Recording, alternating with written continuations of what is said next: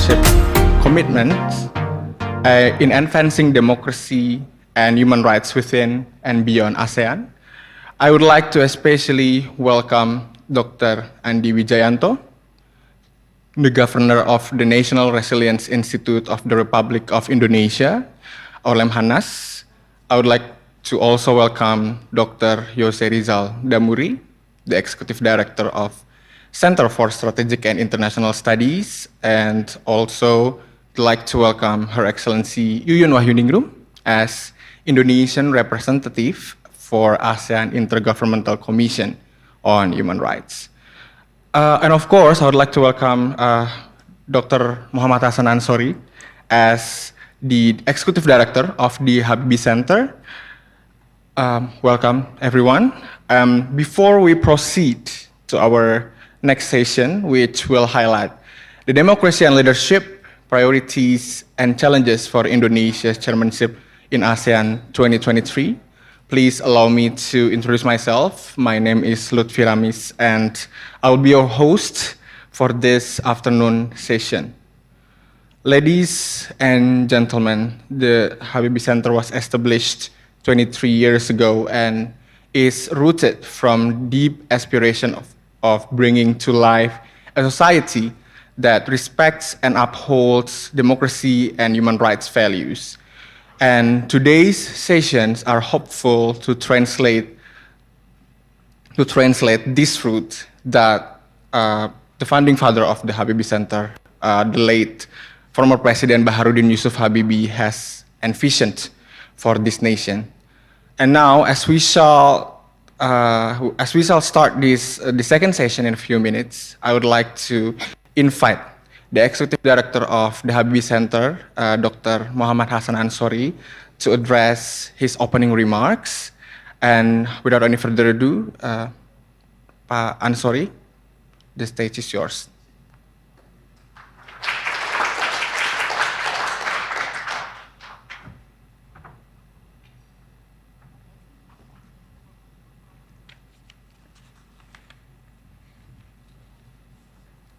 Assalamualaikum warahmatullahi wabarakatuh. Good afternoon.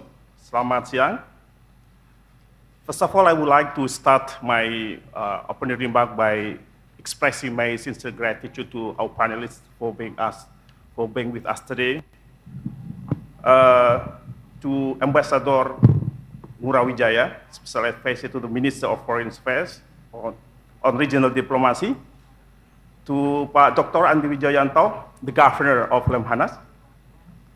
To Pak Dr. Jose Rizal Damuri, the Executive Director of GSIS, to Mbak Yuyun Wahyuningrum, the Indonesian representative to ICHAR.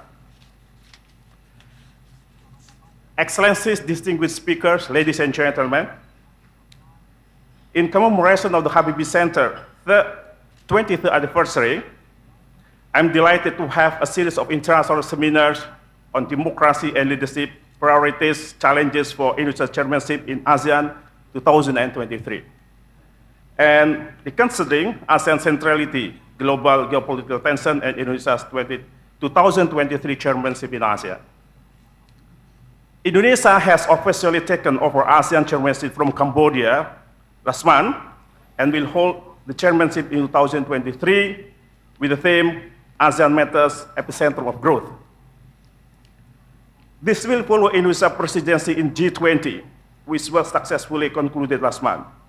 As the chair of G20, Indonesia has gained the strong trust of global leaders and shown a spirit of collaboration with G20 members.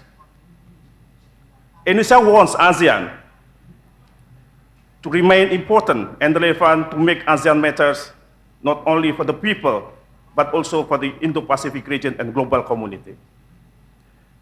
The Habibie Center welcomes Indonesia's chairmanship and looks forward to working together with the ASEAN community to advance democratic values and human rights within and beyond ASEAN.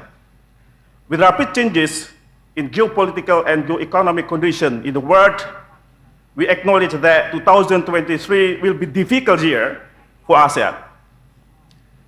Thus, Indonesia has to work hard to navigate the problem and must be agile and responsive to the global challenges. We are also hopeful that Indonesia chairmanship will lead to another tremendous achievement to follow up our success to reach a consensus on the first, second, and third Bali Concord. Indonesia has always been the most vocal supporter of multiple-purpose reform in ASEAN, especially in improving good governance and ensuring that ASEAN is able to become an organization that upholds democracy and human rights. The Habibie Center shares Indonesia's strong belief in democracy and human rights, as well as its pivotal role in ushering in changes in ASEAN as natural leader and the nurturer of ASEAN. We are firmly committed to accompanying Indonesia in ushering that ASEAN remains a regional organization that matters to the people of ASEAN. Excellencies, distinguished speakers, ladies and gentlemen, we also believe the importance of ASEAN in seeking the most viable solution in Myanmar, a solution that will be truly representative and centered around upholding human rights and the welfare of the people of Myanmar. We do not condone the violence and atrocities committed against the people of Myanmar. Indonesia has historically taken on the leading role in the settling internal conflict in ASEAN, and we are hopeful that a breakthrough will be achieved during the chairmanship next year. Indonesia is expected to create a new breakthrough to cope with the Myanmar crisis by generating an implementation plan with practical and measurable indicators to ensure Myanmar commitment by complying with the 5-point consensus. The Habibie Center will support any future initiative from Indonesia in seeking a solution that will ensure the safety and the well-being of the people of Myanmar, one that upholds human rights and democracy. Not only Indonesia, as the ASEAN chair in 2023, need to address the regional challenges, but also play a role on the global stage by leveraging the values of ASEAN centrality and showing the ASEAN and showing how ASEAN can make a driver's seat in passing through the bumpy road we are all going through. Beyond Southeast Asian waters, we are witnessing how the tension keep building up in Taiwan Strait. We, the ASEAN member states, can definitely see how peace and stability in Taiwan Strait are important for us. One of the epicenters of global maritime routes that connect ASEAN to the Pacific Ocean, as well as the region that directly borders the strait. It is therefore imminent for ASEAN and the Indonesia chairmanship in building trust and confidence among the relevant actors to allow dialogue in the ethnic place and that reflect the ASEAN matters. Excellencies, distinguished speakers, ladies and gentlemen, as the Indo-Pacific is faced with growing tension, the world beyond us also encounters a peace crisis. The tension that have built up in Ukraine since 2014 have led to a full-scale invasion of the country in February this year. Not only the ongoing invasion of Ukraine, damage the peace and stability has also triggered a number of crises in Ukraine and beyond. While more than 7.5 million refugees have been recorded to flee Ukraine, almost the same number has been recorded as internally displaced person, or IDPs, 2/3 being women. Moreover, the exponential growth of commodity prices from the enraging invasion has impacted not only Europe, but also Asia, and even ASEAN being the importer of a number of commodities from the region. ASEAN centrality, which clearly reflect ASEAN aspiration as a peace facilitator, should make ASEAN to open door of possibilities and bring together the conflicting actors to the same table by utilizing the ASEAN-led mechanism. Keeping in mind the objective of maintaining peace and stability in the region and looking outwardly, ASEAN should be able to create opportunities and explore what it has to offer. This international seminar hopefully brings together ideas and vision which can ultimately help us to create those opportunities and explore what ASEAN can do under Indonesian chairmanship 2023. I thank you. Thank you so much for the remarks, Dr. Muhammad Hasan Ansori. And ladies and gentlemen, as we proceed, I would like to invite you to listen to the keynote speech to be addressed by His Excellency Ambassador Gede Ngurah Swajaya. Ambassador Ngurah Swajaya will be representing Her Excellency Foreign Minister Retno Marsudi, and he currently sits as the special advisor to the Minister of Foreign Affairs on regional diplomacy. His Excellency Ambassador Ngurah Swajaya first joined the Ministry of Foreign Affairs of the Republic of Indonesia in 1986 and had ever since served as the Ambassador Extraordinary and Plenipotentiary of Indonesia to the Kingdom of Cambodia and also Singapore. And moreover, His Excellency Ambassador Gede Ngurah Swajaya has also served as the first ambassador of Indonesia to ASEAN in 2010. Now, His Excellency's video is about to be played, and Ambassador, the screen is yours.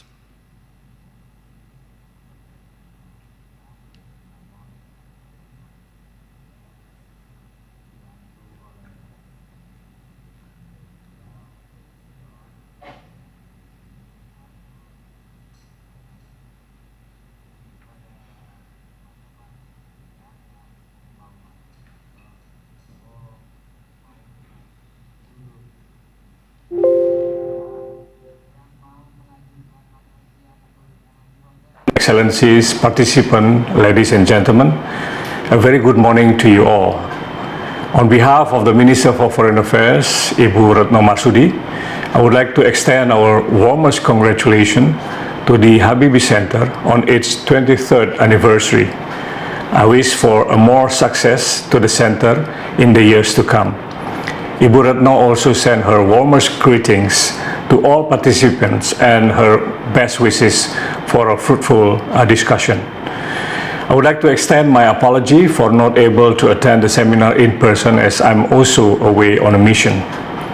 Excellencies, participants, ladies and gentlemen, we consider the convening of this international seminar is timely, as we are currently in the middle of geopolitical dynamics with many impacts, and Indonesia is going to be in the helm of ASEAN next year after completing its G20 presidency this year.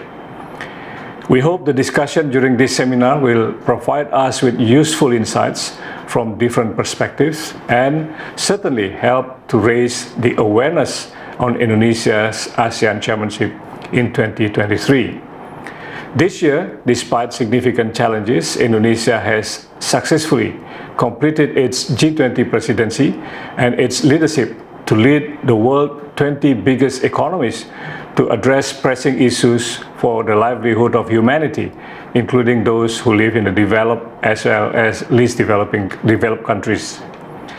The G20 leaders have not only adopted the most difficult G20 leaders declaration, but also developed concrete initiatives to address the most urgent challenges for the people.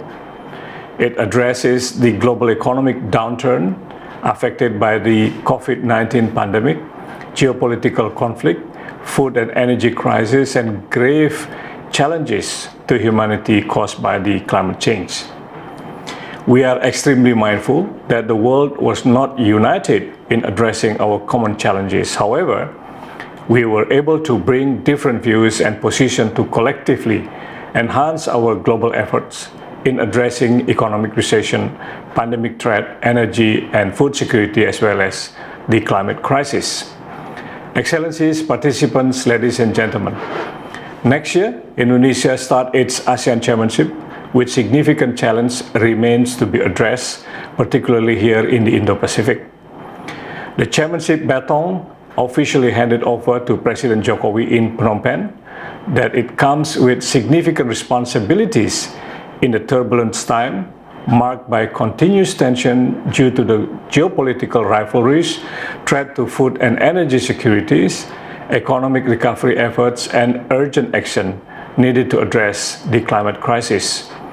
Internally, ASEAN must deal with the political crisis in Myanmar as our family members to achieve our collective goals of ASEAN community building. Despite significant efforts in the spirit of ASEAN collective works, the recent 40th and 41st Summit, however, noted with concern on the lack progress achieved in the implementation of 5 points of consensus that all ASEAN collectively adopted at its special summit in Jakarta in April 2021. This is certainly one of the pressing issues that ASEAN family has to address collectively in implementing our common vision. Indonesia remains committed to extend our hand to work collectively for the benefits of all of us, especially the people in Myanmar, whom we believe are hoping for a normal livelihood within the secure and prosperous ASEAN community. ASEAN has been through similar processes before, and based on such experience, we still have great confidence that this crisis could be resolved through the unique spirit of ASEAN. As the war in Ukraine has no immediate sign of easing, we in ASEAN should work harder to continue managing the existing geopolitical competition and to continue working with all partners to maintain peace and stability in the region.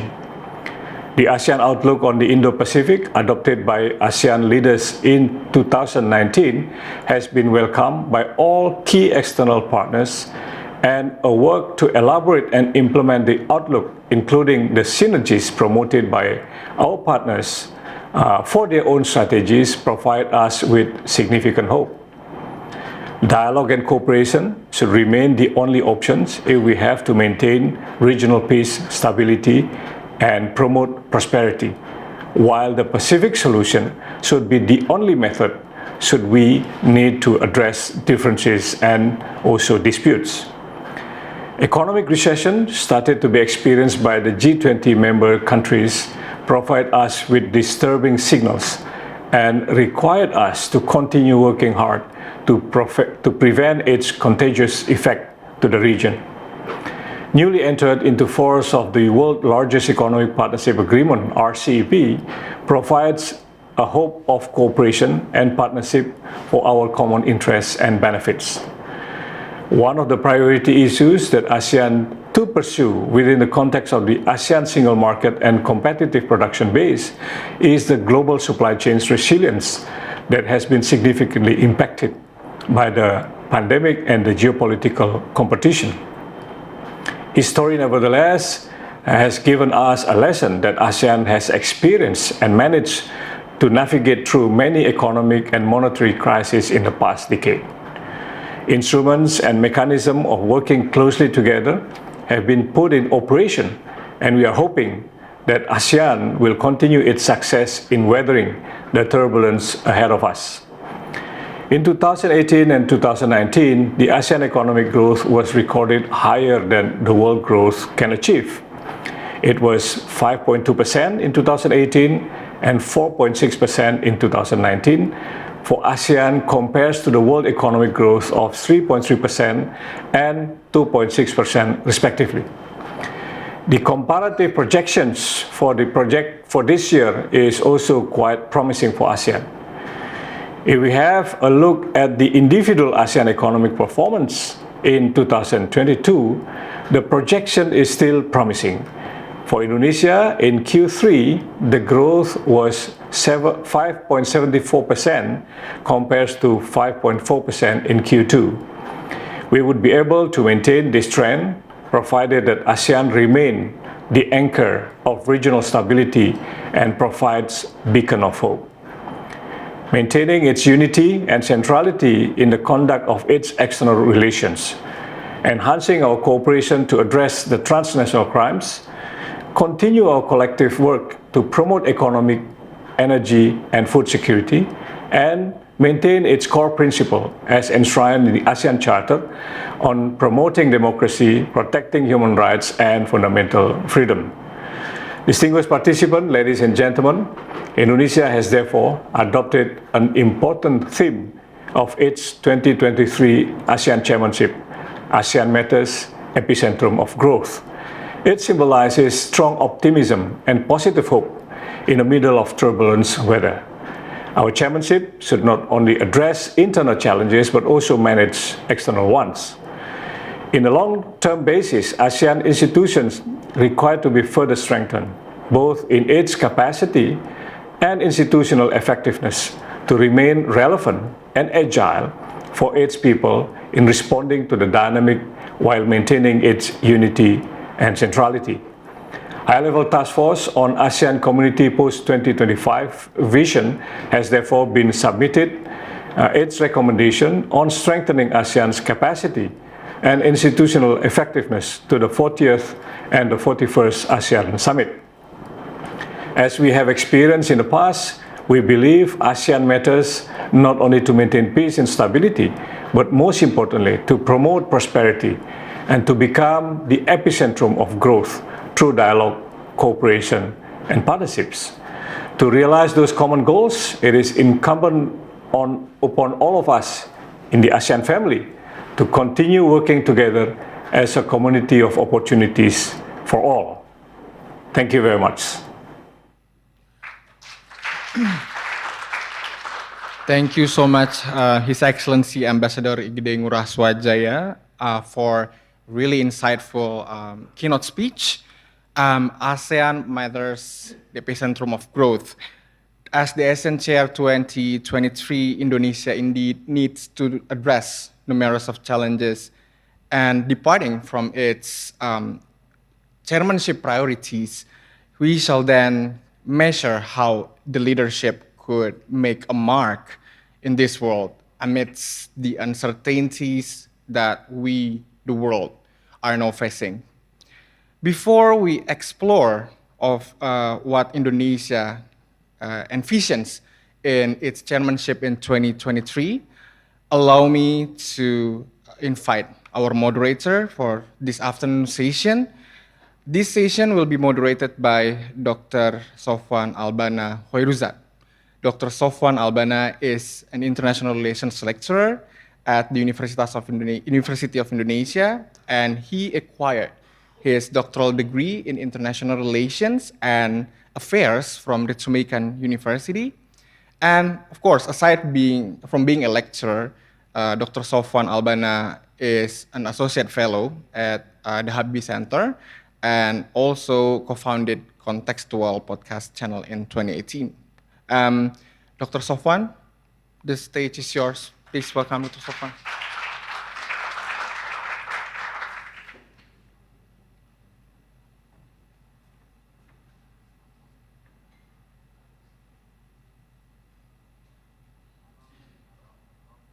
Thank you very much, Mas Lutfi.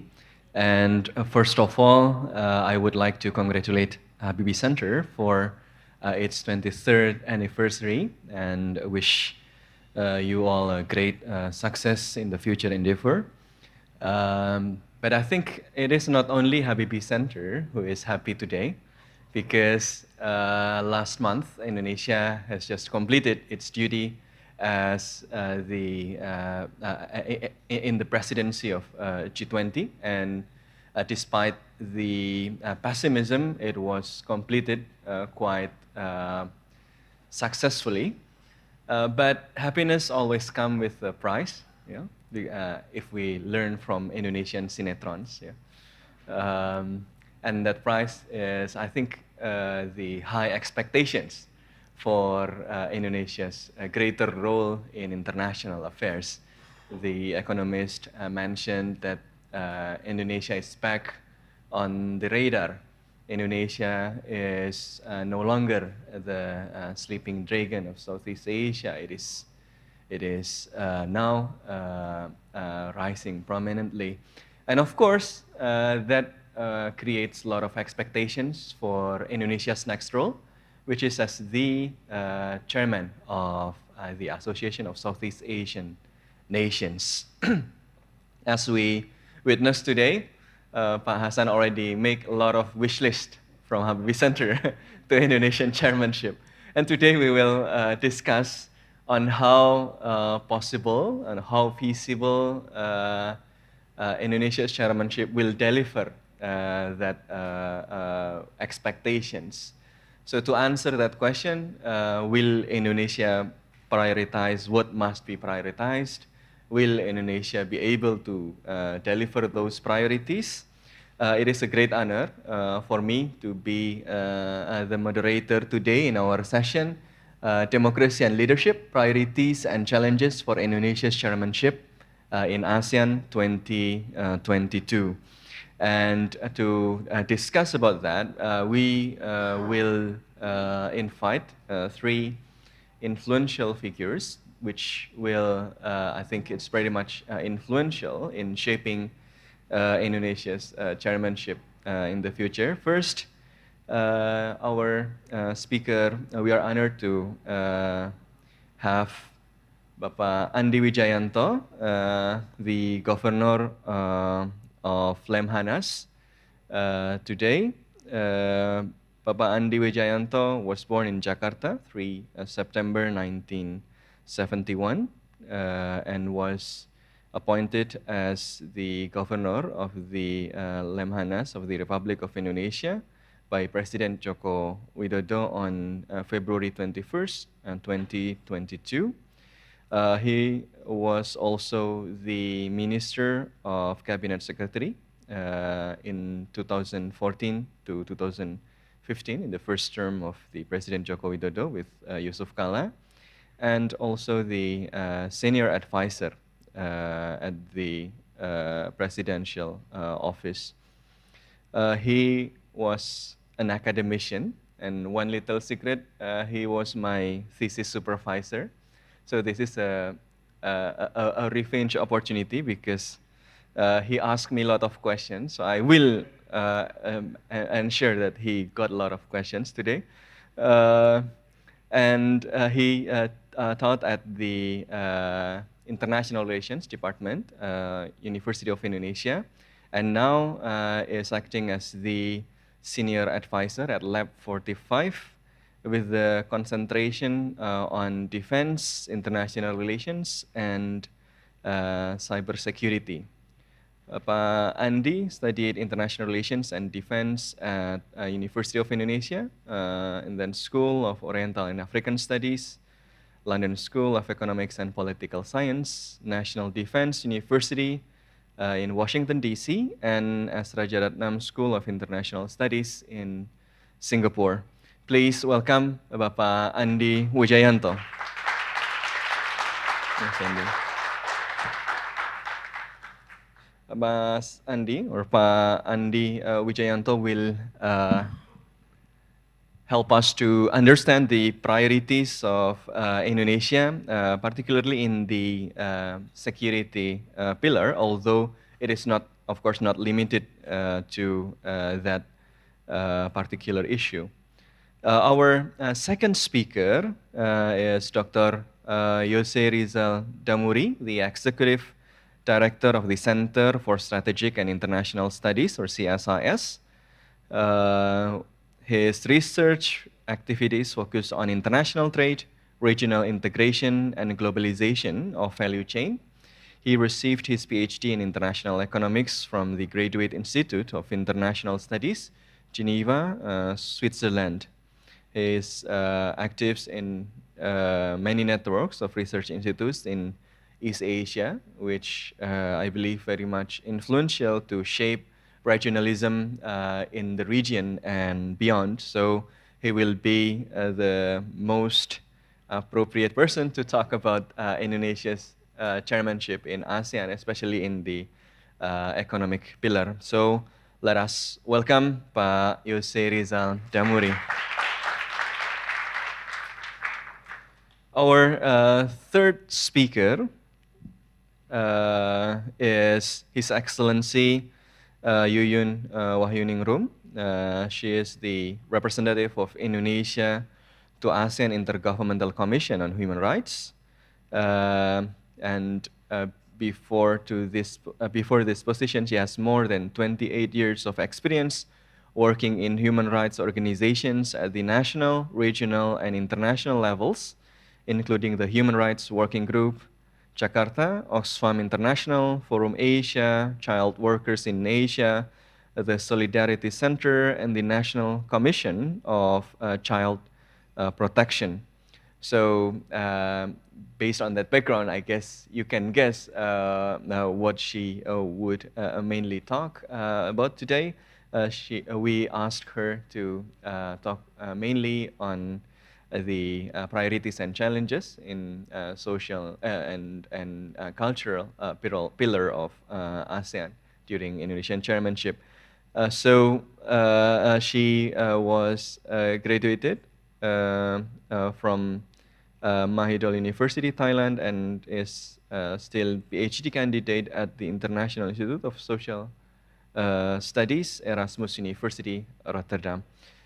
His Excellency, Her Excellencies, please go to the stage and please welcome Her Excellency. Okay, so now the speakers are here, so I would like to start the discussion. But before that, I'd like to start with the audience. So a lot of expectations to Indonesia's chairmanship. I would like to see how optimistic are you that Indonesia will be able to deliver a successful chairmanship next year. Those who are optimistic, please raise your hands. Okay, it's quite half and half. Let's see what will happen after the speakers will present their ideas. I'm challenging you to convince the audience on that, if you are optimistic. But if you are pessimistic, then convince us to be pessimistic. No. Okay, so first of all, I would like to ask Pak Andi Widjajanto on Indonesia's priorities for its chairmanship next year. The title is pretty much, showing a sign that ASEAN is want to be considered as central despite the increasing geopolitical challenges which also affect the region. So what do you think? What is Indonesia's priorities in its chairmanship, and what are the challenges that will be faced by Indonesia, and will Indonesia be able to face those challenges? 15 minutes, sir, for your presentation. Thank you very much. Let's welcome Pak Andi Widjajanto.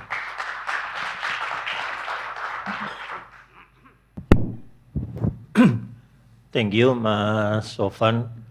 Mas Sofan is until now the only student supervised by me that not studying defense and security. He's focusing on economic and not come from the realist community. Yeah, he's constructivism. So I don't know why he chose me to be his supervisor years. I still don't understand. Okay, thank you so far. So I guess if I see our composition, my job is political and security, and you will be the economic, and Mbak Yuyun will be the human rights. Yeah. So I will focus on political and security. I think for Indonesia, the next challenge is, can Indonesia, with the chairmanship of ASEAN 2023, can lay a new foundation, can offer a new kind of roadmap for ASEAN for the next 20-25 years. That's the problem. Our biggest goal in early 2000 already completed, let's say, on ASEAN community, especially on ASEAN political security community. But the world is very, very different if we look back to the early 2000 with now. It's very, very different world. Yeah, for example, if you use PDF reader to read the ASEAN Political Security Community document, and you search the word military, and you will find that ASEAN political security document is very, very limited in meal-to-meal cooperation. It is only related to CBM, in terms of, for example, military exchanges, the publication of white paper. It is only related to humanitarian assistance, especially on disaster relief operation. If you seek the word weapon, it is limited only 2 types of weapon. The first one is nuclear weapon, our desire to assure that our region will be nuclear weapon free zone. And the second type of weapon is small and light weapon. ASEAN attempt to tackle the problem of illicit proliferation, illicit trade of small and light weapon. This only very, very limited scope of military cooperation in our ASEAN political security document. So if we talk on hardcore military cooperation, we cannot talk, for example, on drone. We cannot talk on artificial intelligence in military domain. We cannot talk on autonomous weapon. But it is understandable because the world in early 2000, late 90s, with now is very, very different. With the Russia-Ukraine war right now, we already see the coming of advanced new military technology. Drone, hypersonic, nanotechnology, cyber weapon also, for example. But how to discuss this kind of new development within ASEAN? So far, we try to avoid that kind of hardcore military discussion within ASEAN. We prefer to discuss the soft term of comprehensive security. If again you search the document and then type the word security, you have hundreds of the word security repeated in that document, in this page, another page, and so on.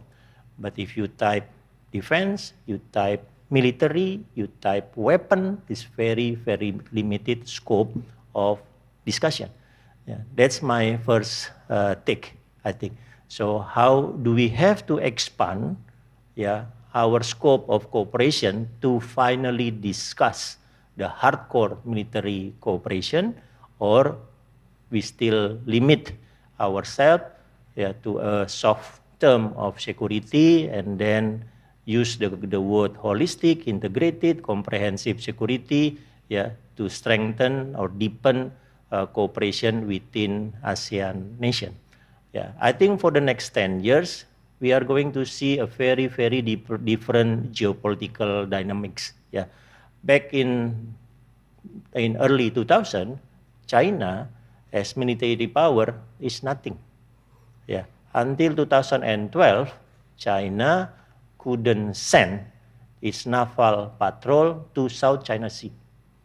Now, the biggest naval deployment in South China Sea is China, not US anymore.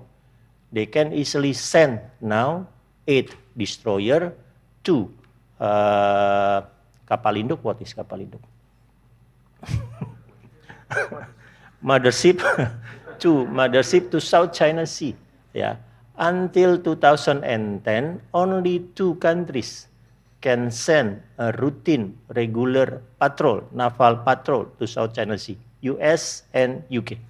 UK came from Diego Garcia, US also, of course, come from the 7th Fleet based on Guam. But now, China is the biggest naval presence in South China Sea.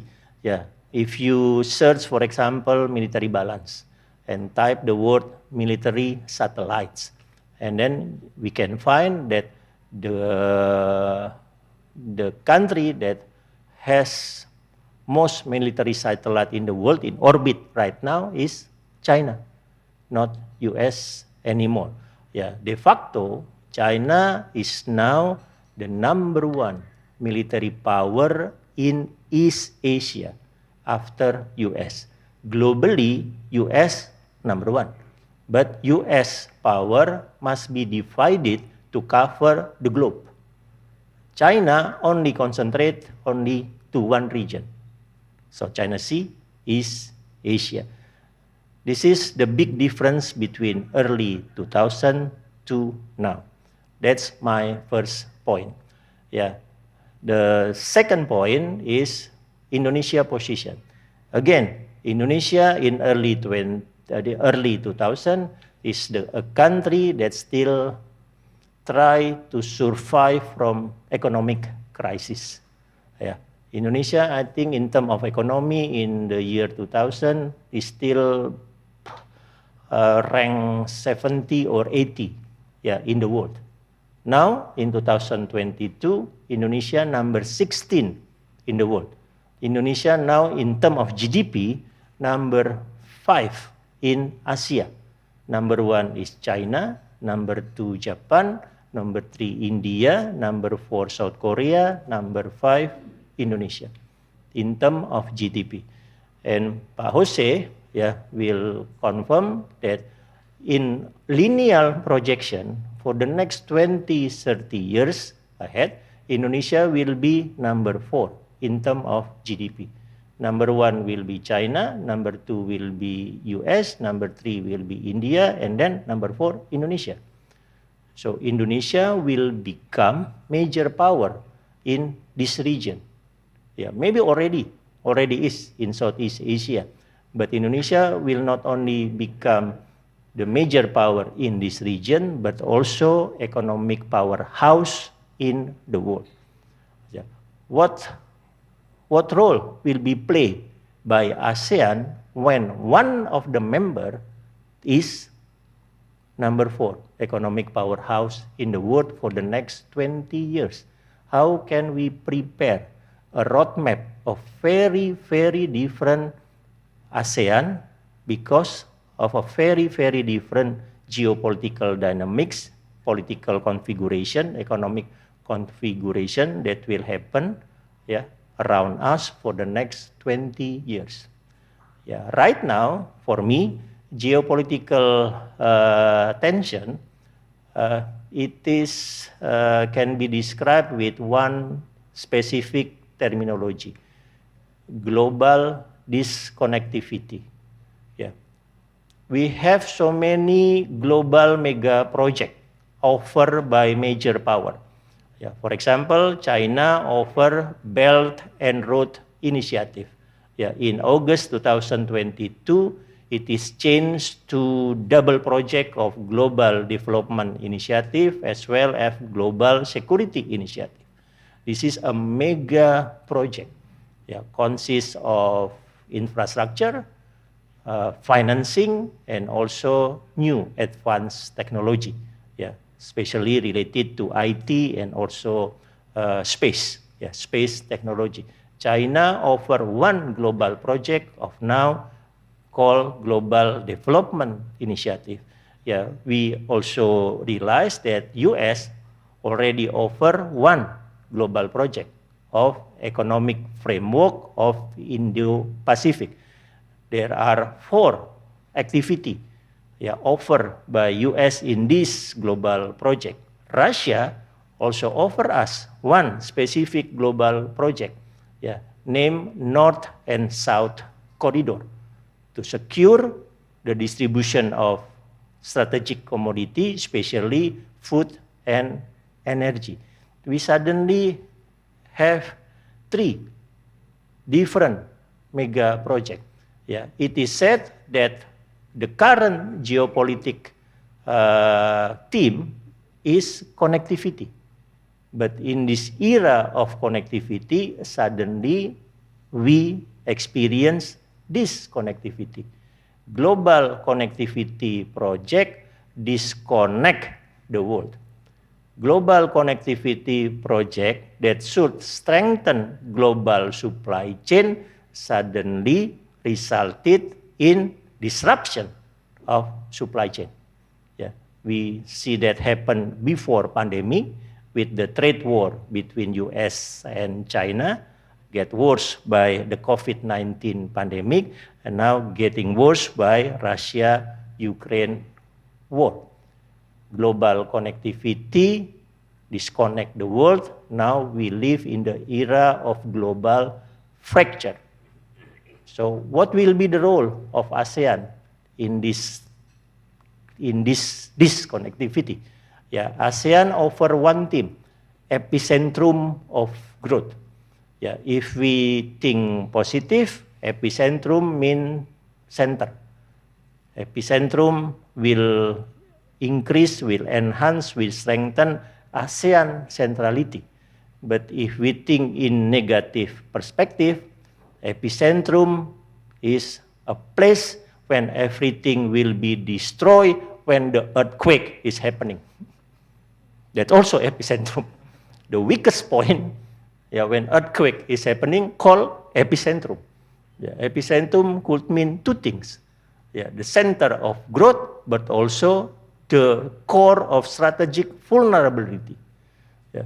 So how then we navigate ASEAN, yeah, to lead into new political configuration, into a new geopolitical dynamics, because the world, again, in 2000, early 2000, when we offer ASEAN roadmap into create an ASEAN community of 2020, already very, very different from with now, especially with the world that will happen in front of us for the next 20 years.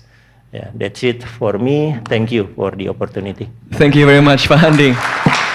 Very clear and very confident also, I think, yeah. Pak Andi mentioned that the world ahead us is going to be challenging, yes. The geopolitical tension manifests into global disconnectivity, the disconnects and competition between mega projects, between initiatives offered by great powers. But at the same time, he is also confident that Indonesia is also different. Indonesia is now and in the future is going to be a major player, a major power, as well as an economic powerhouse.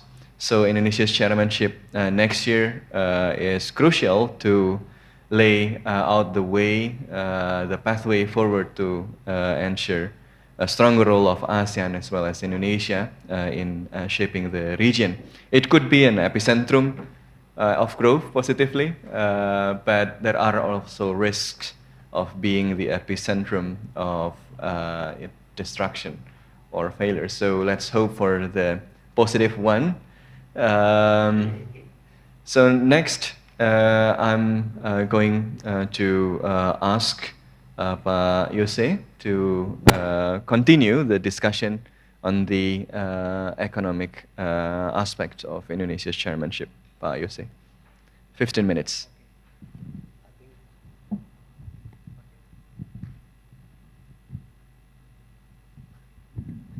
Always have technical problems. Oh, well, thank you, Mas Sofwan. It's a really a good opportunity for me. It's an honor to be here to celebrate also the 23 years of Habibie Center, and also to share my thoughts on Indonesia's chairmanships, ASEAN chairmanships next year.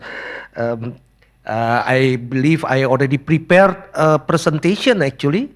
I don't know whether the organizer can have it there. Okay, that's right. Okay, good. Let me talk a little bit about the priority agenda of Indonesia in the next year chairmanship. And as you know, the themes of ASEAN Indonesia's chairmanship next year would be ASEAN as epicentrum of growth.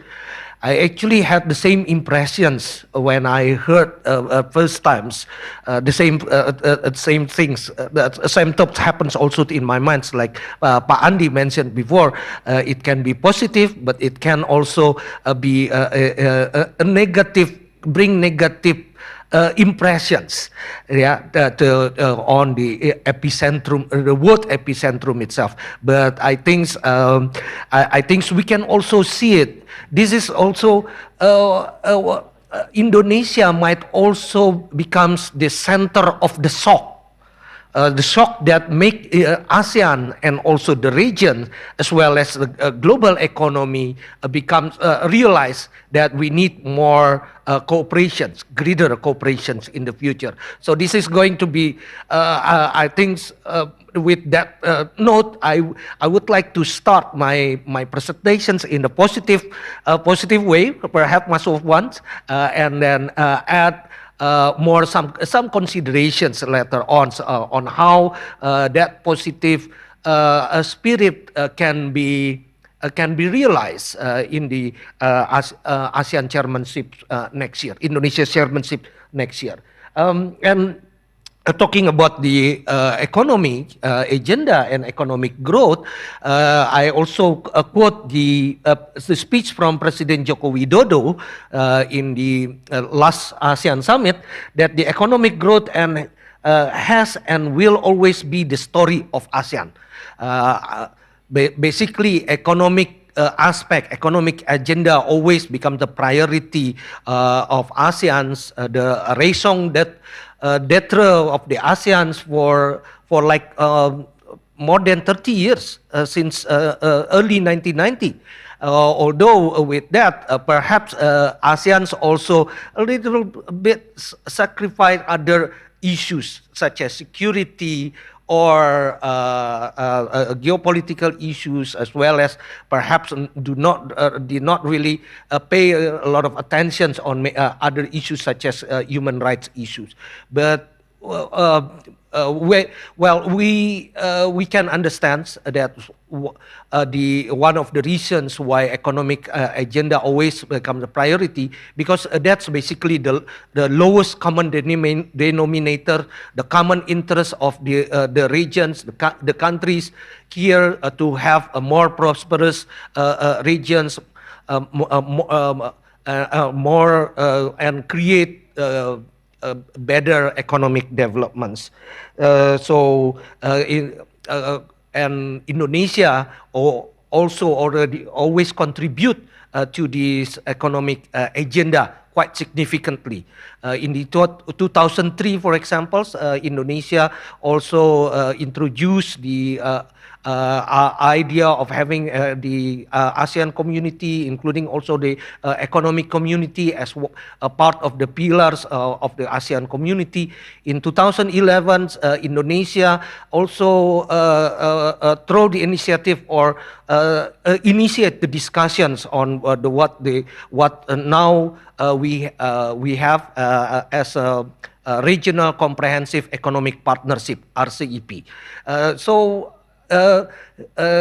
Perhaps next year, people expect that Indonesia would come up with a good agenda, with a breakthrough agenda, especially to strengthen economic cooperations.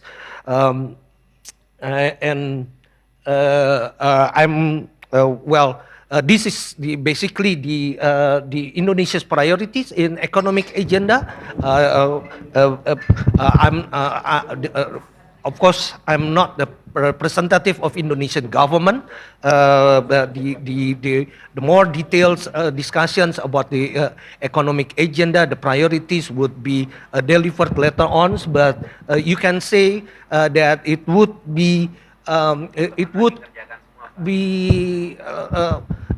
center on three issues: the recovery and the rebuilding of the economy, basically around the post-pandemic era, and then the digital transformations that would shape the futures of economy, and sustainability. How to navigate the challenge of climate change and various other issues that might create that might put a lot of tensions to economic developments. But of course, these priorities also include several agendas that would take more short-term period, short-term perspective, such as food security, energy security and transitions, strengthening health issues, as well as how to save or how to put financial security and safety net into the monetary and macroeconomic policy. So basically, those are the priorities or big agendas in the economic aspect. But for sure, this is going to be a very challenging time for Indonesia in order to deliver or to even to come up with commitments from ASEAN countries and from dialogue partners in these regions. Because as we also already seen during the discussions or the meetings of leaders in G20 last month, that even to come up with the commitments, it's very challenging. In the past, we always talk about the difficulties in implementing commitment. But now, even to reach the commitment, even to reach the consensus, has been very challenging. And then I think we also would see the similar patterns repeating again and again, including also in the Indonesia's chairmanship on ASEAN next year. So there are many issues for sure on how to lead that kind of cooperations, including in the region, in the economic agenda cooperations. Basically, we have seen that an increasing tendency to contrast domestic or group interests with regional and global interests. Countries tend to put priorities on the national interest, domestic interest first. That's normal actually. But the thing is, during the last 5 or 6 years, we've also seen that there is an effort to contrast between between domestic interests and regional interests or global interests. And this is this is not really a productive way to see the issues. We also have seen increasing tensions among countries that makes them very difficult to cooperate. And it leads also to declining trust among each other. And the situation is getting worse because we don't really have sufficient implementing mechanisms under ASEAN, for example. ASEANs do not really have good mechanisms in the implementations of their commitments. Let alone now, it's more difficult to reach the consensus or the commitment. So, in a nutshell, the challenge that Indonesia will face would be very high.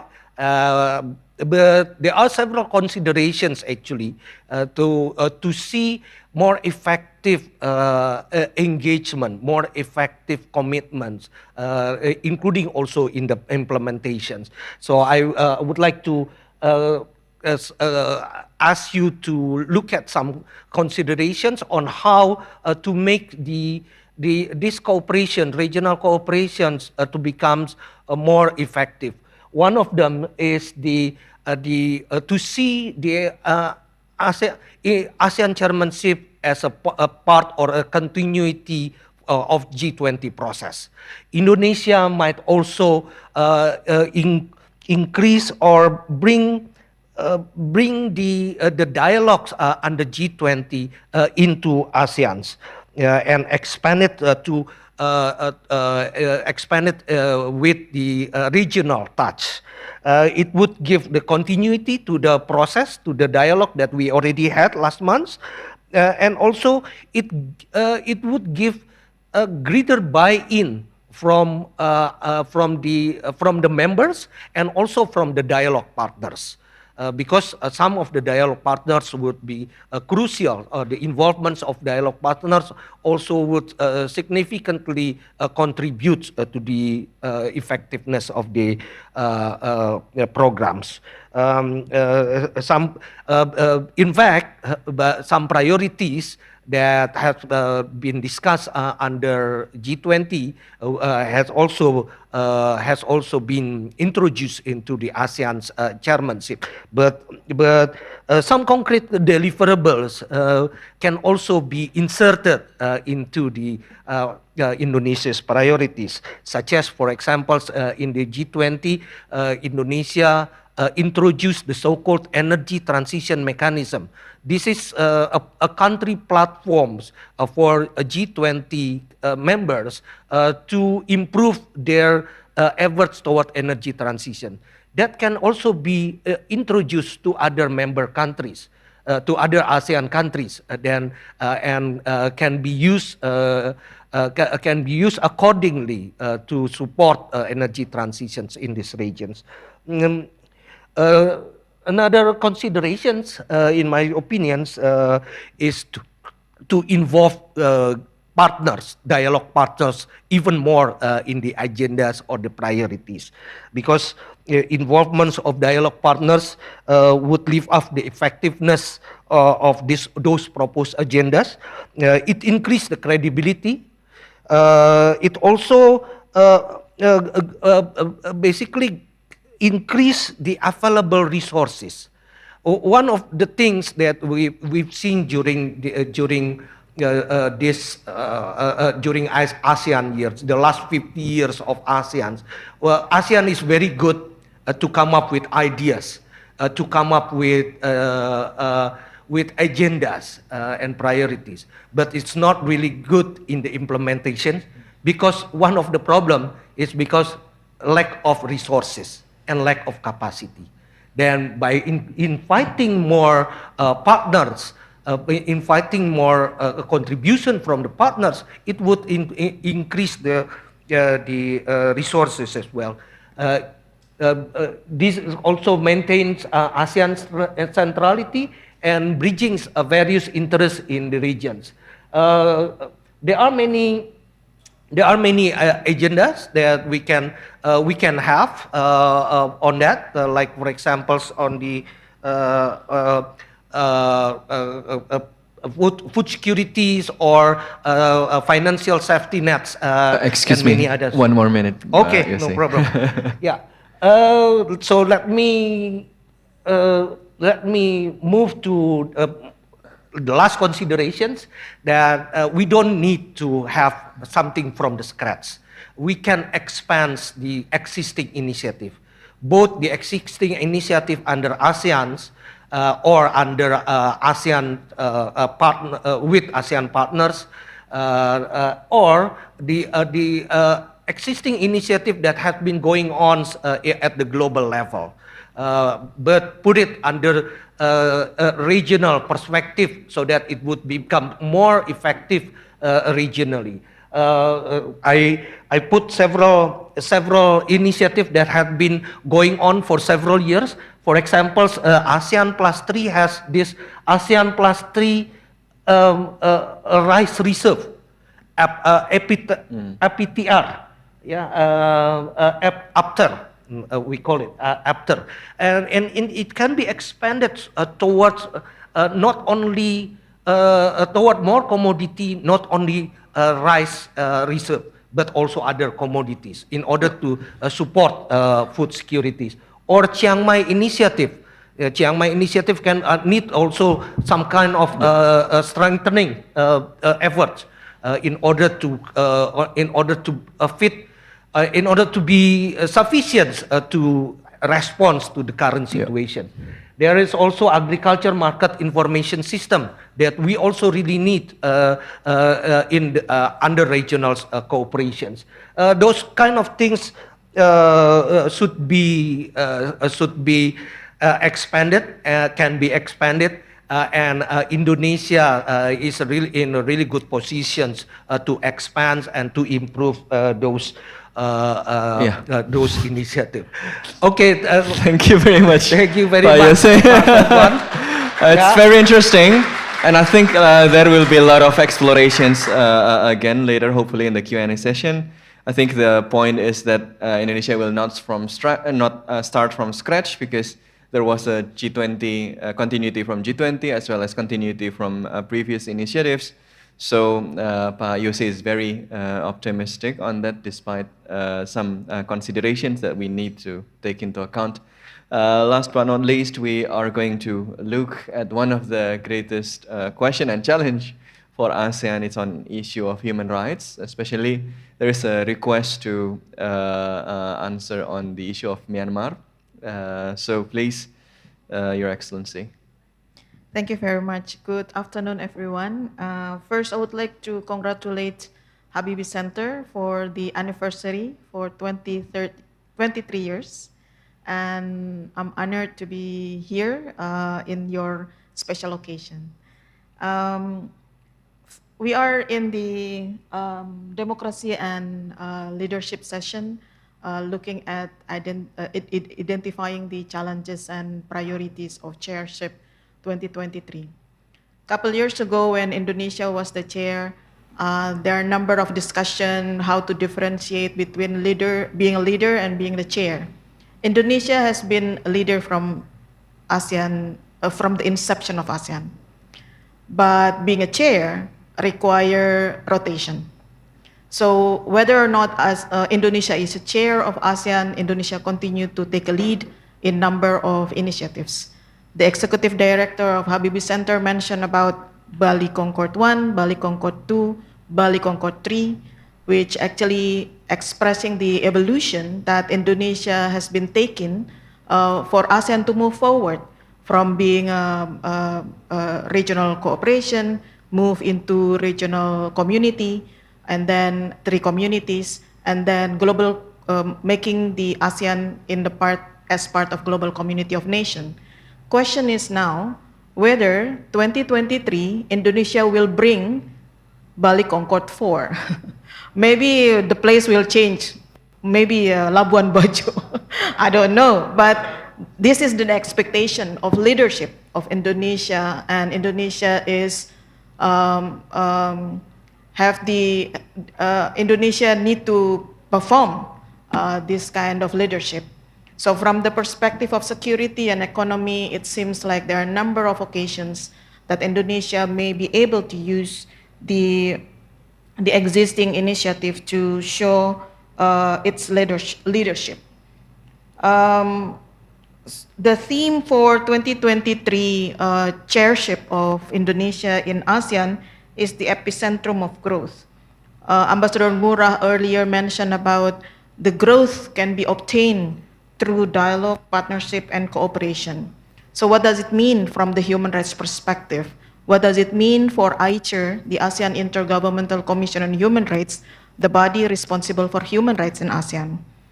For AICHR, for Indonesia, for Indonesian representative to AICHR, epicentrum of growth can only be obtained if AICHR can be relevant to the people, to the region, and to the challenges that the region face. From the beginning, from 2009, when AICHR was established, Indonesia remained loyal two of its agenda. First is to strengthen the role of AICHR to promote and protect human rights, and the other one is to improve stakeholders' engagement. These two goals seems like quite broad and not too ambitious. But the way Indonesia has been included agenda under these two goals remain gradually develop. So, for instance, from 2009 until now, under the goal of strengthening the role of ICHR to promote and protect human rights, we have managed to include complaint mechanism. The mechanism that was not included in the TOR of ICHR, but the efforts of the previous representative had been shown that they did not give up. So in November 2009, ICHR has adopted the mechanism to receive complaints. From November 2019 until now, we have received 30 complaints on human rights from civil society as well as from victims. Indonesia received 3 complaints, the rest addressing some of the countries. But numbers does not necessarily equal that the country receiving complaints are bad, because no country is actually not violating human rights. That's reality. But how country members respond to the complaints, that's most important. And in ICHR right now, we now can talk about human rights of other countries, member of ASEAN, without being accused of violating the non-interference principle. So the principle continue to be with us in ASEAN, but in ICHR, we managed to work around it. We created a space in which member states feel comfortable responding to human rights issues, and member states can talk about or criticize other countries on their human rights issues. So we learned that there are 3 requirements, 3 factors how we can work within our limitation dealing with the non-interference principle as one of the ASEAN norms. First, there should be member states agreement among themselves with consensus. Second, there should be a modalities that agreed by all member states. So these agreed modalities create trust. Pak Jose mentioned about lack of trust. So this need to be recognized and addressed, especially on the issue of human rights. And the third factor is that space. A space in which member state can feel comfortable listening and responding. So we have this agenda item since April 2021 as a response to the coup in Myanmar. Every meeting, ICHR meet 4 times in a year. And in these 4 times meetings in the year, we managed to address some of the issues and concerns, including the 4 executions of democratic activists in Myanmar in July last time. Even ICHR managed to bring these concerns to before the ASEAN Foreign Ministers meeting, and we received responses from the chair, because during the AMM, the ASEAN Ministerial Meeting, the representative from Myanmar was not there. They were not invited in the AMM because they are considered as political representative. So gradually, we would like to, or Indonesia would like to bring ICHR to be more relevant to the people by bringing the voices from the ground to the table of regional diplomacy and regional discussion. In terms of improving stakeholder engagement, Indonesia managed to bring ICHR to be able to provide to establish dialogue. One of the most important dialogue that I found very useful and very effective is the ASEAN Human Rights Dialogue. This is not a new. It already started in 2013, and then we reactivate this dialogue in 2021 and then in 2022. In ASEAN Human Rights Dialogue 2013, only Indonesia shared the problems of human rights, while other countries, member of ASEAN, responded to the issue. In 2021, 8 out of 10 ASEAN member states provided briefings on human rights according to their definition of problem. So we ask question, again, the ASEAN Human Rights Dialogue attended by ASEAN member states, not only AICHA representative, but ASEAN member state coming from the Ministry of Justice, Ministry of Law, Ministry of Human Security, Ministry of Women Empowerment, depends on the member state, which ministry want to be invited or to attend that ASEAN Human Rights Dialogue. So we ask a lot of questions. As AICHA representative, we ask a lot of questions from the issue of death penalty until the issue of NGO law, the shrinking civic space, and so on and so forth. Very often we receive responses from member states, but it is up to member states whether they want to address the questions or not. And in 2022, 9 out of 10 member states provided briefing on human rights. Again, we talk about human rights issues that's sensitive for member states. We talk about NGO law, refugees, Rohingya, also the issue of Myanmar, especially the human rights situation after the coup. So that's some of the development that we, under these 2 agenda, we managed to have the values, have the weight into the implementation or the realization of these 2 goals. In relation to the issue of Myanmar, as AICHA representative have been repetitively expressed the concerns to the attention of Myanmar representative in AICHA on their disappointment, our disappointment of the lack of implementation of 5-point consensus, and some of the human rights violation happened after the coup. In front of the ASEAN ministerial meeting in August, AICHA representatives seek for mandates to be assigned as part of the actors in the implementation of 5-point consensus. In that meeting, AICHA Indonesia proposed that AICHA can be part of the advisory team for the AICHA special envoy to Myanmar. AICHA can also be assigned to establish a platform to hear grievances or organize public hearing of Myanmar, both inside and outside of the country, such as in the border. But AICHA can also be assigned to come up with the reports, which the content of the reports can be obtained from the people inside Myanmar, NGOs, or Myanmaris outside of Myanmar. So these are some proposals that we tabled to the attention of foreign ministers. I also put this proposal in my op-ed on the 2nd of November, or before a ministers meeting in Jakarta in October.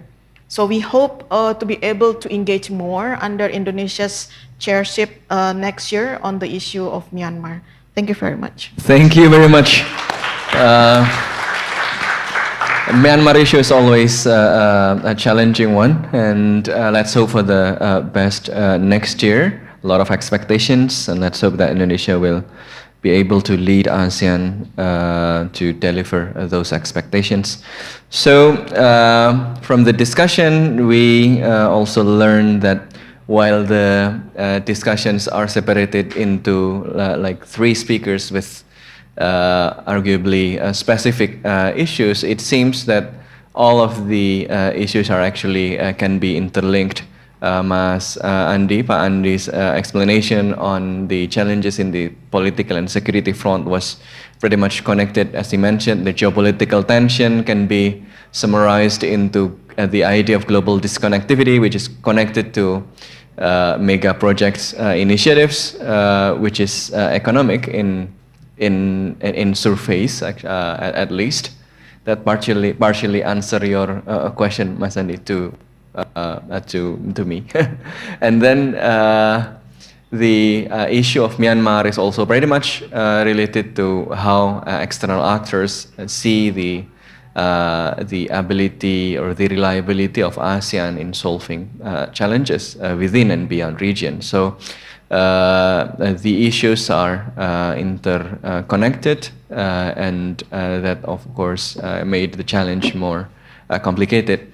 To make it more complicated, I would like to ask the audience to ask your questions. But due to the time limitations, there will be only opportunities for 2 questions, since we will end it on 3:15. So the first one and the second one. Apologies, sir.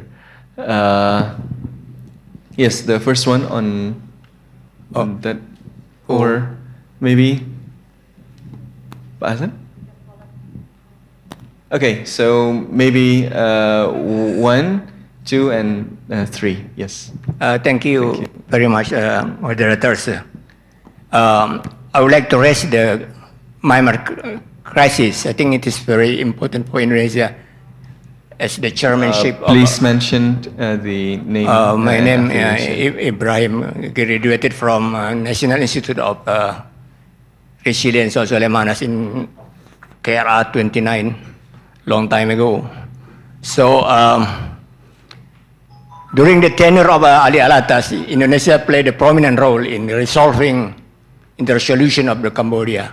But now, during the chairmanship of Indonesia in ASEAN 2023, I think we should also play the prominent role in resolving the resolution of the Myanmar crisis, because this is not only about the human rights, it is also related to the regional geopolitics, the competition between India and China on how to influence Myanmar for China on the way to Samudra Hindia, Indian Ocean. This is the gateway for China to enter the Indian Oceans.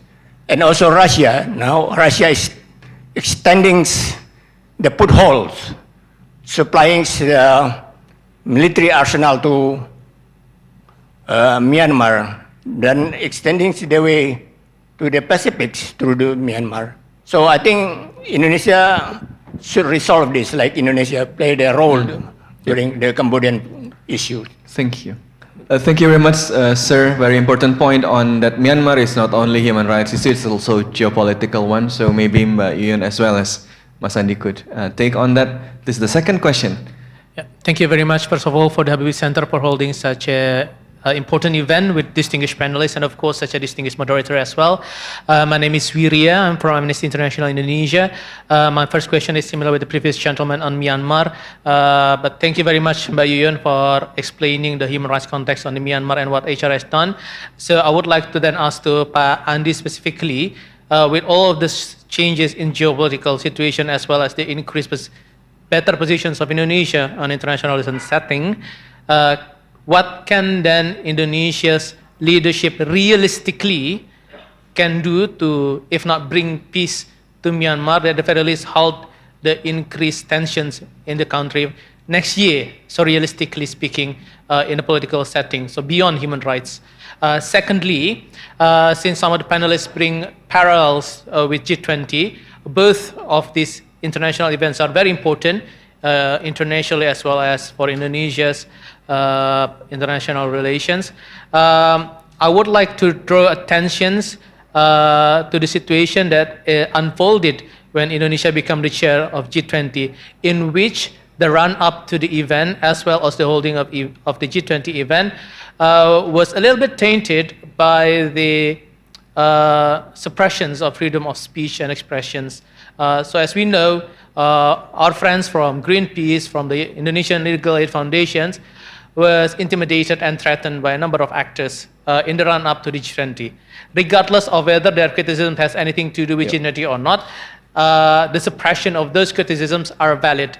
Now, how can we assure that such situations will not happen again in ASEAN, as Indonesia is trying to achieve all of those very important issues, that it does not come at the cost of sacrificing freedom of speech, freedom of expressions in Indonesia as well. So those are my two questions. Thank you very much, Pak Wirya.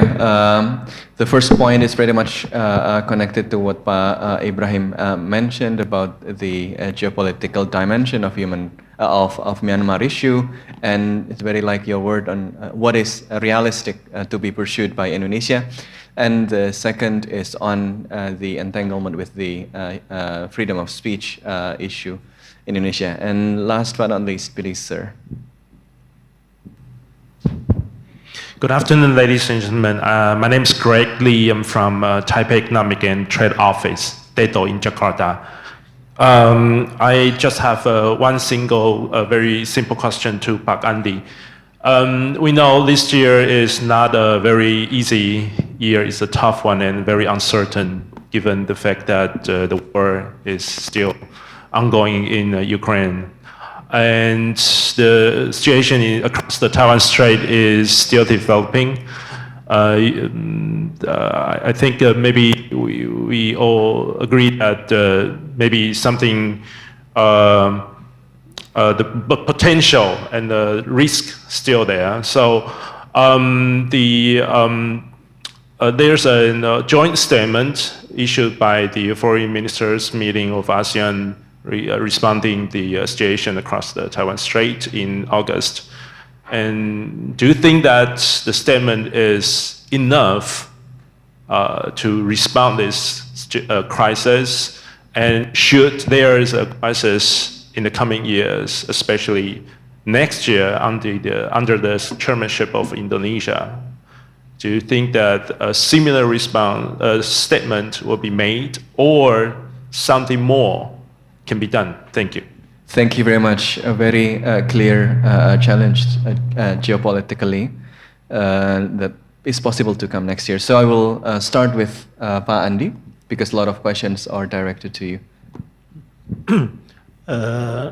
Thank you. Let me start by asking how to best describe Myanmar issue. Yeah, I can offer several terminology. The first one, Myanmar situation. Second one, Myanmar political crisis. Third one, coup d'etat. Fourth one, Myanmar humanitarian problem.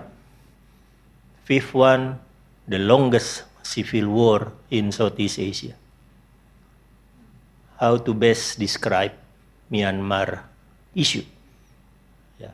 If we pick the first one, the last one, the longest civil war in Southeast Asia, then we realize that the challenge is far, far greater than just, for example, democratization, than just, for example, good governance.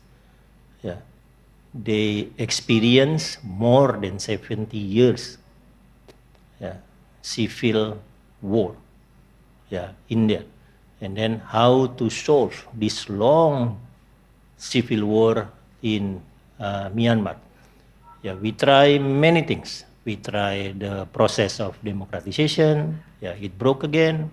We now ask Myanmar to redo, to strengthen their democratization process by conducting election. Yeah, hopefully the end of this year, but it won't happen. So we have to see whether next year there will be a fair, free election in Myanmar and so on. But if the problem is, for example, the process, the quality of democratization in Myanmar, let's ask Indonesia. Indonesia embarked on democratization process in 1999. And Indonesia agreed. We need at least 7 free and fair elections in a row to become major democracy. If our first free and fair election was in 1999, then the 7th free and fair election for Indonesia will be on the 2029 election. So it will be a 35, 40 years journey to consolidate democracy in Indonesia. Yeah. If we saw the data of Freedom House Index, for example, Freedom House Index data on Indonesia democracy, it is indicated that we are now experiencing democratic regression. Our score of freedom in 2022 is lower than our score in 2014. I don't remember the score, but 2014 X, 2019 X-1, then 2022 X-2. Our score of freedom in that Freedom House Index is decreasing. We are now experiencing democratic regression. And we already conducted 5 free and fair democratic election. We still have 2 more homework, 2024 and 2029. After 7 free and fair election, then we are going to become democratic nation, a major democracy. So that's the long road that we have to take. If we return to Myanmar, then the problem is how can we project democratic process, democracy consolidation in Myanmar? How many free and fair election they have to become democracy? 7 like us, or enough by only 3? Like South Korea, for example, from 1955 until the year 1990s, around 11 election. Then suddenly South Korea become democratic nation. Before that, no. When the peak of economic growth in South Korea, they are not really democratic nation. So that's the biggest problem for us, I think, right now. All members, all countries in Southeast Asia have a very, very different political system, very, very different political tradition. We, Indonesia, can give example on how we do our democratic consolidation process, but it cannot be adopted by other nations. Others will have to find their own way how to consolidate their democratic process. That's the first one for me. The second one is related to, maybe Habibie Center can help me out. In 80s, early 90s, the magic formula for global peace is globalization, equal world trade, equal free trade, equal complex interdependence. We believe complex interdependence, increasing trade between countries, increasing connectivity between countries will lead to greater cooperation and finally will result to global peace. Now, we very, very rare to hear the word complex interdependence anymore. Suddenly, all countries, most of countries, especially the major power, use this new magic word. Very, very difficult thing, strategic autonomy. Everybody wants to have strategic autonomy. Suddenly, strategic autonomy. Autonomy is no more dependence. Autonomy is reducing the level of interdependence. Suddenly, we have to secure our national supply chain, not really to increase the integration to global supply chain. Suddenly, the magic word is strategic autonomy. How to relate strategic autonomy with complex interdependence? There is a dependence in the word interdependence. And suddenly, the magic word now is strategic autonomy. confusing for me. As I mentioned before, I am a realist. I am not a liberalist. Realists never use the word complex interdependence. Yeah, we use the word like unipolar woman. We use the word like hegemonic stability. We use the word like nuclear peace. Yeah, nuclear peace. We really believe that proliferation of nuclear weapon contribute to global peace. We really believe that. Yeah, but now complex interdependence being challenged by the new word of strategic autonomous. Everybody use the strategic autonomous terminology, including Indonesia, maybe also including ASEAN. Yeah. Then suddenly the main challenge for Ibu Yuyun is strategic autonomy means national interest. Yeah. Focus on our national interest, not the global norm, global value anymore. Yeah, this is the new development that I think will be very, very interesting to see how Indonesia leadership in ASEAN can offer maybe a new paradigm, then after that maybe a new roadmap for us to work together for the next 20 years. Thank you. Thank you very much, Pak Andi. The world is becoming more realist. So, but at the same time, that shows that the anarchy is what states make of it, no? Okay, so I'd like to ask Bu Yuyun first, yes, because the questions are on Myanmar. I agree, Pak Ibrahim. We need to end the suffering of the people in Myanmar. It's just now the main actors that is not cooperative to the 5-point consensus is Myanmar itself. So the last decision made by the leaders in the summit is to make the operational plan for the 5-point consensus. Many people suggested that we have to remove 5-point consensus and come up with a new plan, but I disagree. I think we should maximize 5-point consensus. That's the tool that we have now. There are a number of things that perhaps Indonesia, well, I'm not in the position of sharing what Indonesia's plan for addressing the issue of Myanmar next year, but at least for ICHR, we will continue to receive and open more spaces for people in Myanmar to approach us and to share their grievances. And we hope that having these grievances, we will be able to surface what is happening inside the country. Thank you. Thank you very much, Your Excellency. And then Pak Yose, please. Yeah, I don't think I have questions specifically maybe, addressed to me. Yeah, but I'm quite triggered by what Pak Andi mentions, that the current situation or change has changed a lot when countries tend to be more inward-looking, and then we also run the risk of having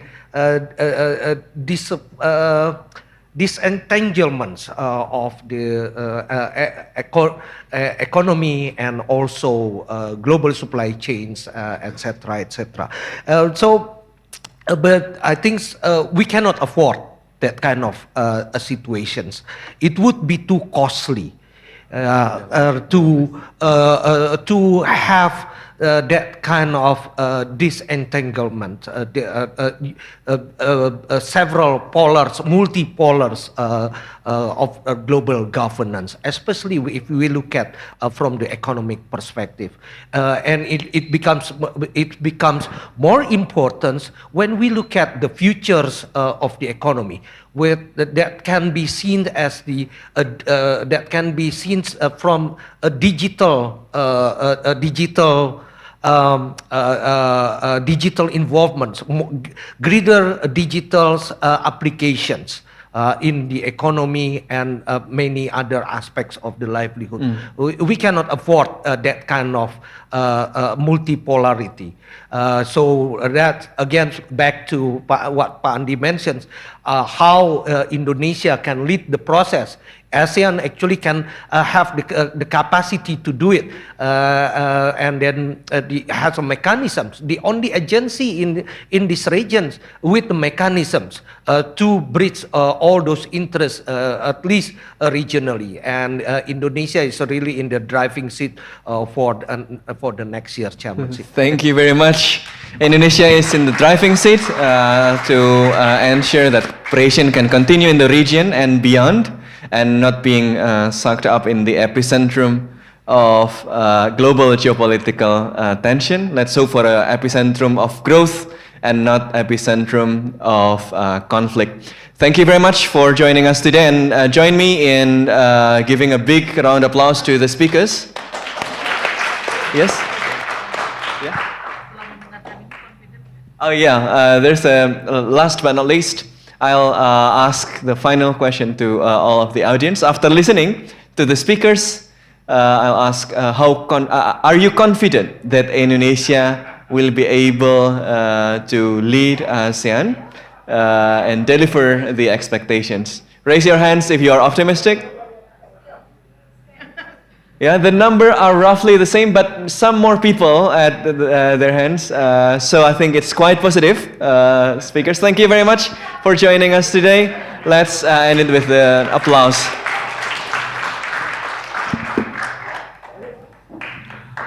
Thank you so much to our distinguished speakers, Dr. Andi Widjajanto, Dr. Jose Rizal Damuri, and Her Excellency Yuno Huningrum. I would like to invite Bapak Ansori to have a quick photo session for a very quick photo session in front of the stage.